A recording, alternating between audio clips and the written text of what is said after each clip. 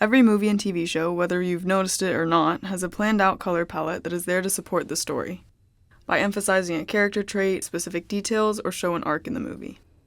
La La Land is a great example of this. If you don't know, La La Land is a rom-com that follows Mia, an actress, and Sebastian, a musician, trying to pursue their dreams. In short, the conflict is that their dreams get in the way of their relationship, and the relationship gets in the way of their dreams. And the colors throughout the movie show us that. In the beginning of the movie, Mia is seen wearing a lot of blue, and Sebastian is wearing a lot of red. Over time, they start to wear more of the opposite color. And at the best points in the relationship, purple is a prominent color.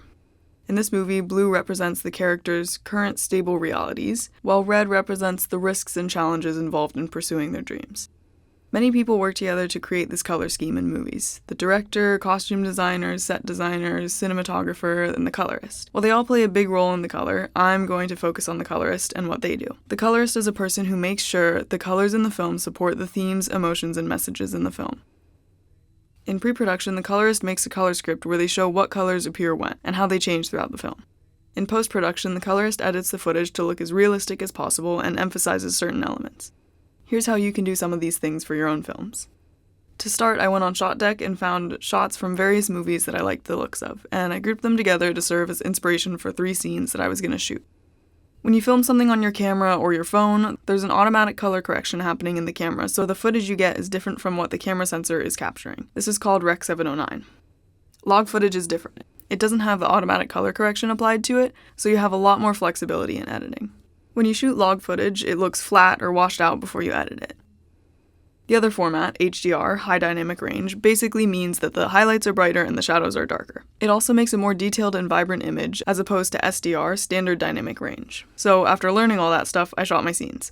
1 in log and 2 in HDR. Then I opened up DaVinci Resolve to start editing. So here's how I graded my footage. Here's my log footage, and you see it looks pretty flat. The way you can change that is with a LUT, a lookup table, which basically maps the colors so they don't look flat anymore and you know what you're working with. I downloaded some LUTs for free on the Canon website and picked the one that I liked best. Then I added it to a node. Think of nodes like layers in Photoshop or Illustrator. They make adjustments on the image without affecting the changes that are made on other nodes. The image still wasn't fully color graded yet, so I made a node before the LUT to make some exposure adjustments based on the waveform graph, a scope. These are all called scopes, and they're used because they're more reliable than your eyes. The ones I use most often are the waveform and vector scopes. The waveform scope helps you see if you need to lower or raise the shadows and highlights. The vector scope helps you correct skin tones. If you put a mask over the subject's skin, then go to the vector scope, you can see if the colors are not in line with the reference, and then fix it by changing the tint.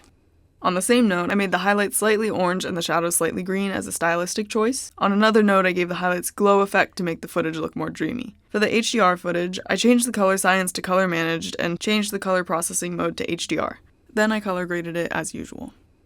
So after I was done color grading, I needed to have the correct export settings to preserve the changes I made to the footage. First, I changed the codec to H.265 for higher quality video, made sure the resolution was Ultra HD because I shot it in 4K, changed my color space tag to Rec. 2020 because it covers a wider range of colors than Rec. 709, then I added it to the render queue and rendered. So that was what a colorist does and how to be a colorist for your own films. Here are the final results.